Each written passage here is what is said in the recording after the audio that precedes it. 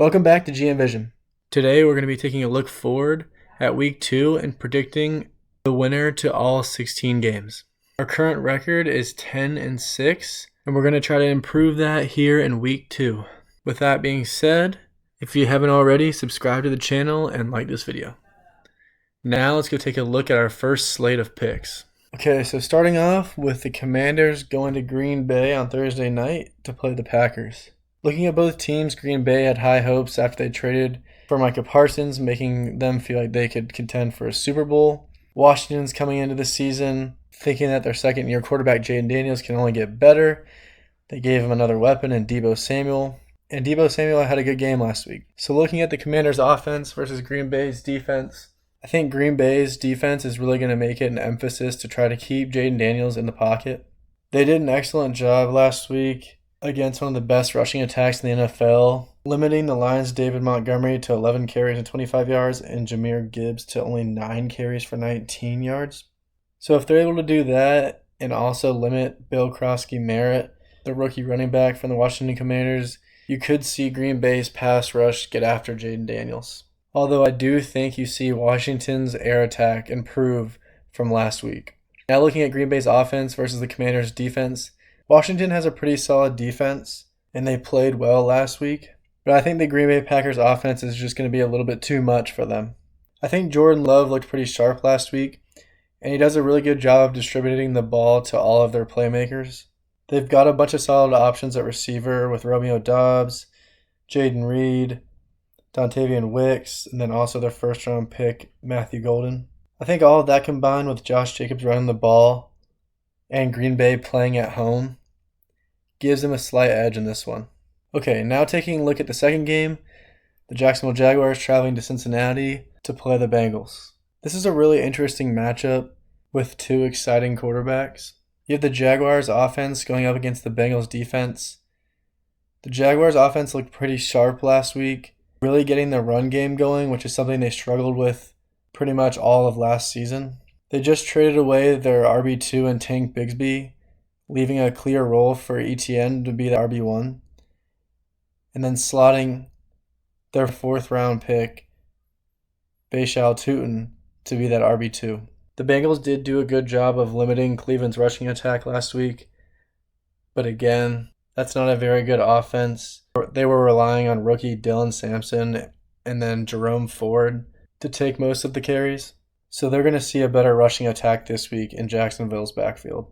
Jacksonville has one of the top receiver cores in the league, with Brian Thomas Jr., Travis Hunter, De'Ami Brown, Parker Washington, and an up-and-coming tight end in Brenton Strange. While the receivers did have a little bit of a down game last week and Jacksonville was able to dominate on the ground, I think they come back this week and have a big game against the Bengals secondary. Joe Flacco and the Browns were able to move the ball against the Bengals defense, and they probably should have won that game. But they had some costly turnovers with 2 interceptions going off receivers' hands and popping up into interceptions for the Bengals. Now looking at the Bengals offense against the Jaguars defense, I think the Bengals will have success against the Jaguars defense.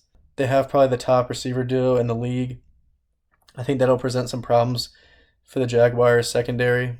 It'll be interesting to see if Travis Hunter gets a little bit more time at corner, given the talent that the Bengals have at receiver. The Bengals did face a good defense in Cleveland last week, but I think the win is hiding really how bad they were. Joe Burrow was only 14 of 23 with 113 yards passing. Chase Brown had 21 carries and only 2 yards a carry. T. Higgins was their leading receiver with 3 receptions for only 33 yards. And the Bengals offense did not play well, and they should have probably lost that game last week. I think the Jaguars might give up a little bit more on the ground, but will be similar to what the Browns did. And I think they limit Joe Burrow and the Bengals enough to get the win in this one. Jacksonville comes into Cincinnati with something to prove and gets the win. Then moving down to the Dolphins going to New England to play the Patriots in a divisional matchup. The Dolphins looked terrible last week, going up against Daniel Jones and the Colts. I can't say I'm surprised they lost, but I am surprised in the way that they lost. They were outplayed in about every facet of the game. The offense looked terrible. Tua was inaccurate. The Colts were getting pressure on him all game, and the Dolphins almost got shut out. But looking over at the other side, in the Patriots, they didn't have a great game either. They were unable to run the ball against the Raiders, which forced Drake May to throw the ball 46 times. For a second-year quarterback with a new head coach, you never want to be throwing the ball 46 times in a game. So looking at this matchup, I think the Dolphins will end up bouncing back, and Tua and his receivers will end up having a good day. I also think you could see their ground game get going. It's really only up from rock bottom for the Dolphins offense. The Patriots defense didn't play all that bad last week, but they did let Geno Smith throw for 362 yards. While I think they could have some success stopping the Dolphins on the ground, I think the Dolphins offense could have a bounce back day. And then looking at the Patriots offense versus the Dolphins defense, Drake May did not have the best day against the Raiders defense. There were times he looked confused and was making some errant throws. His offensive line didn't help him very much with him taking 4 sacks. He had some good connections with his receivers, but they couldn't get the run game going at all. Even though I don't like this Miami Dolphins secondary, I think their pass rush will do enough to affect Drake May to get the win in this one. Okay, now moving on to the Los Angeles Rams going to Tennessee to play the Titans. I liked what I saw out of Cam Ward and the Titans last week. They hung in there with the Broncos. I think it's fair to say that the Broncos did have a bad game on their own, but the Titans played well enough to stick in there. And then you had the Rams playing the Texans. I think they had a good game. It was a low-scoring game and a heavy defensive game, which I predicted. Looking at LA's offense going up against the Titans, I think Puka Nacua, Monte Adams, and Kyron Williams will be too much for that Titans defense. I think they get up early, and then you'll start to see that defensive front for the Rams start to get after Cam Ward and the Titans. I do think you could see Cam Ward making some good plays in this game, but there were times last week where you saw the Titans look completely incompetent on offense. Los Angeles is just the more experienced, better team, and they'll take this one. Alright, so taking a look at the Cleveland Browns traveling to Baltimore to play the Ravens. I think the Browns played pretty well last week, considering their roster. They hung in there with the Bengals and were a few critical plays away from winning that game. And then looking at the Ravens, they obviously played a great game against the Bills and then just folded in the end. I think they're going to come out pissed in this one and hang up a bunch of points against the Browns. Looking at the Ravens offense versus the Browns defense, the Browns defense will play good enough at first to keep them in it, but the Ravens' ability to run the football with Derrick Henry and Lamar is just going to be too much for them. Lamar will also have some success through the air, and I think the Ravens will have a good day on offense. And then looking at the Browns offense versus the Ravens defense, the Ravens are really going to limit their ability to run the football, forcing Joe Flacco to air it out all game. This is where you probably see the turnovers start to pile on. The Ravens will get up in this one, and then they'll just run the football and control the clock and end up getting the W in Baltimore. Then looking at the Bills versus the Jets, the Bills had that great comeback against the Ravens with Josh Allen having an MVP type of performance. Then you look at the Jets. Then looking at the Jets, I think they exceeded everybody's expectations, playing a great game against the Steelers. I think it'll be interesting to see this Jets offense versus this Bills defense. We'll get to see if Justin Fields and that group can repeat their performance after playing a quality defense in the Pittsburgh Steelers. And looking at the Bills, I expect them to continue having success. We'll see if they can pick up where they left off at the end of that Ravens game. But if Justin Fields and the Jets are scoring points, you want to see the second half version of Josh Allen and that Buffalo Bills offense earlier on in the game to feel comfortable. This is a divisional matchup, so you never know what could happen. There could be an upset in this one, but I'm going to stick with the Bills and say Josh Allen is going to be too much in this one. Now looking down at the San Francisco 49ers versus the Saints. They got the win last week, but they didn't really play all that well. They had some good drives, but Brock Purdy throwing interceptions and them missing field goals kept the Seahawks in the game. After losing George Kittle, it was impressive that Purdy ended up leading that game-winning drive.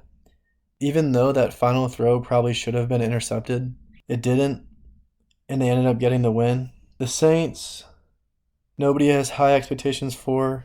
They kept it somewhat close with the Cardinals for a little bit, but they ended up losing that game. It'll be hard for them to be favored in any game throughout the entire season. I really wanted to pick against San Francisco this week, with it coming out that Brock Purdy has some injuries to go along with George Kittle going on IR. It's not a recipe for success for the 49ers. They do have McCaffrey back, and he did look pretty solid. They also did have some good success throwing the football. So in this one, I think they are just a better, more complete team than the Saints. I think that 49ers defense has a good day against the Saints, and they end up getting the win on the road. The New York Giants traveling to Dallas in a divisional matchup. There were some high expectations for the Giants coming in this season. Not by myself, but because they played well in the preseason, I guess. People thought they were going to be a lot better. They didn't play a very good game against the Commanders, and they pretty much didn't have a chance all the way through throughout the game. Then looking over at the Cowboys, they played some inspiring football, getting up early against the defending Super Bowl champions, only to fall short in Cowboys-like fashion. But if CD doesn't have some of those critical drops, you probably see the Cowboys hang on and win that one. So looking at this game, the Giants have question marks at quarterback. It's not clear if they will go into week 2 starting Russell Wilson. You could see Jameis Winston get the start, play a few games, eventually play his way out of starting, and then you could see their rookie Jackson Dart get some action. You have their wide receiver 1, Malik Neighbors, showing some frustration last week. I think getting someone in there like Jameis, who likes to push the ball downfield, would be good for Malik Neighbors. But given the quarterback question marks, it's hard to say that they're going to play well against the Dallas Cowboys defense that had some good moments in week 1. And then looking at the Cowboys offense against the Giants defense, I think you're going to see them have some success throwing the football. I think you see CD have a monster game and hopefully not have any drops. Dak Prescott played really well last week, and while his stat line might not show it, if you watch the game, Dak Prescott had a ton of really impressive throws that were dropped. I think they end up having success against this New York Giants defense, and they get a win in this one. Okay, looking at this next slate of games, you got the Bears traveling to Detroit to play the Lions. The Bears started off pretty good against the Vikings, only to end up choking and losing that game to a quarterback who only had 42 yards in the first half. But you did see J.J. McCarthy bounce back and make some big-time throws in their comeback win. Then you look at the Lions, who pretty much just got dominated by Green Bay. Last week I talked about them having 2 new coordinators on offense and defense. I think that showed in week 1. It's not a very good start for them. When you have a lot of success with one coordinator and the first game goes bad with the new coordinator, those players could think to themselves, well, would we have done this differently last year? And that's never a good thing. So hopefully they can get back on track this week against the Bears and headed in the right direction. So looking at this matchup, it'll be a good game given the rivalry. I think the Lions offense against the Bears defense will get back on track. It'll be interesting to see if the Bears get 2 of their best pieces, Kyle Gordon and Jalen Johnson, back. But I think you see David Montgomery and Jahmyr Gibbs get back on track in this one, after them both probably having 2 of their worst games rushing in their careers. I think the Lions as a whole get back to scoring points against this Bears defense. And then looking at the Bears offense against the Lions defense, it's hard to predict. The Bears look so up and down. It's going to lean on Caleb Williams' shoulders to see if he can make some of these throws. He had a lot of errant throws in their matchup versus the Vikings. He's got a lot of talent, but the question is, can he be consistent? Also, can they get that run game going? Once you start to see DeAndre Swift get going on the ground, Caleb Williams and the Bears started having more success through the air. I think the Lions get back on track in this one, and Caleb Williams and the Bears continue to try to figure it out, and the Lions take this one. Now looking at the Seahawks going to Pittsburgh to play the Steelers, this will be an interesting matchup. I was going back and forth in this one. The Steelers had a really good game on offense against the Jets defense, who have some good players. Their defense is full of veterans, and I think they'll have a bounce-back game after giving up a bunch of points to Justin Fields and the Jets. The Seahawks probably should have won last week against the 49ers. The defense played pretty well, and Sam Darnold was a fumble away from winning that game. So in this one, I think it being in Pittsburgh, you see the Steelers offense continue to build on their success. This is a DK Metcalf revenge game. I think you see him get in the end zone and have a big day. And then you got Sam Darnold. going up against that Steelers defense that's full of talent. I think a key for them in this one is they're really going to have to get that run game going. Kenneth Walker was really nowhere to be seen. While JSN did have a really good game, he was really their only weapon on offense. I think the Steelers will realize that and make them find answers elsewhere. This will cause some problems for the Seahawks offense, and I think the Steelers do enough to get the job done. Now looking down at the Broncos traveling to Indianapolis to play the Colts, this is a really interesting game. You have one team that got a win that didn't play great versus another team that probably played the best they've played in years and got a win. I was wrong last week in talking about the Colts. I didn't think Daniel Jones was going to have much success. I did say he could probably have a good day on the ground and that the Miami Dolphins secondary was weak. Either way, the Colts ended up stomping the Dolphins at home and picking up a big win to start off the season. Then you look over at Denver. They struggled to beat one of the worst teams in the league with a rookie quarterback playing his first game. The Broncos offense didn't look very good. They really struggled to throw the ball against the Titans defense, although they did have a bright spot in their rookie running back RJ Harvey, who had 6 carries for 70 yards. And they did lose their starting tight end, Evan Ingram. So when looking at this matchup, I think the Colts offense will be going up against a very different defense in Denver. Denver has probably one of the better defenses in the NFL. So it'll be a big change from seeing Daniel Jones have a lot of success against one of the worst secondaries in all of football, going up against one of the best secondaries in football. But I do think the Colts will have some success running the football in this one, and it'll aid Daniel Jones in being able to have some play action, giving him time to push the ball downfield. And I think the Colts carry their momentum into this game, having another good day on offense against a good Broncos defense. And then looking at the Broncos offense versus the Colts defense, like I said in the last video, is much improved, making some good additions in the offseason. They almost shut out the Miami Dolphins, who are looked at as one of the most explosive offenses in the NFL for the past few years. With the Broncos struggling against a defense like the Tennessee Titans, I don't see it being much different in this one. While I don't think the Colts will continue this success on offense for long, I think they carry it over enough in this one to get the job done. Now looking at the Panthers going to Arizona to play the Cardinals. The Panthers had a tough time with the Jaguars this past Sunday. Losing 2 of their top 3 receivers right before the season started definitely showed. Their only option on offense was throwing the ball to their first-round receiver, T-Mac. T-Mac did show some promise in this game, making a number of good catches. But the Jaguars' offense ran all over the Panthers' defense, with Travis Etienne having 143 yards rushing. And then looking at the Cardinals, they started off slow against the Saints, but ended up getting it going and holding them off to get the win. Looking at this matchup, I think the Panthers are going to struggle this year on offense until they get Jalen Coker back. I'm not going to give up on Bryce Young, but I think it's going to be a long year for them. So I don't see them having much success against this Arizona Cardinals defense. And then looking at the Cardinals offense against the Carolina defense is capable of getting some turnovers with one of the best corners in the league in J.C. Horn. But I think the Cardinals will have some success on the ground and will look to formulate what the Jaguars did last week. But I do think this game could end up being a tricky one, with most people already counting out the Panthers. But I do think the Cardinals will do enough to win this game. Alright, so taking a look at our next slate of games, you got a Super Bowl rematch, and the Eagles traveling to Kansas City to play the Chiefs. This will be an interesting matchup.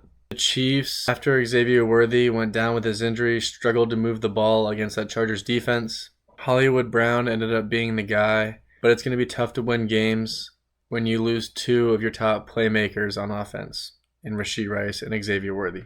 The Eagles defense should be able to capitalize off of that.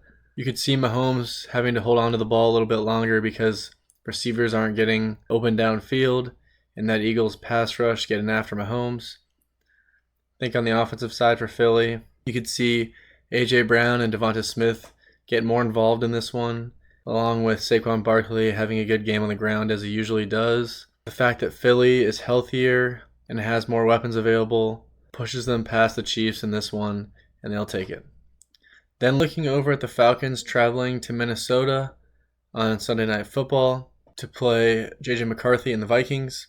The Falcons looked pretty good in their matchup against the Bucks. Penix threw the ball well, but they couldn't get much going on the ground with Bijan, even though Bijan did have, I think, 100 yards receiving and a touchdown. Vikings struggled mightily in the first half of their game against the Bears, but J.J. McCarthy stepped up and made plays when it mattered, and ended up having a comeback victory against those Bears.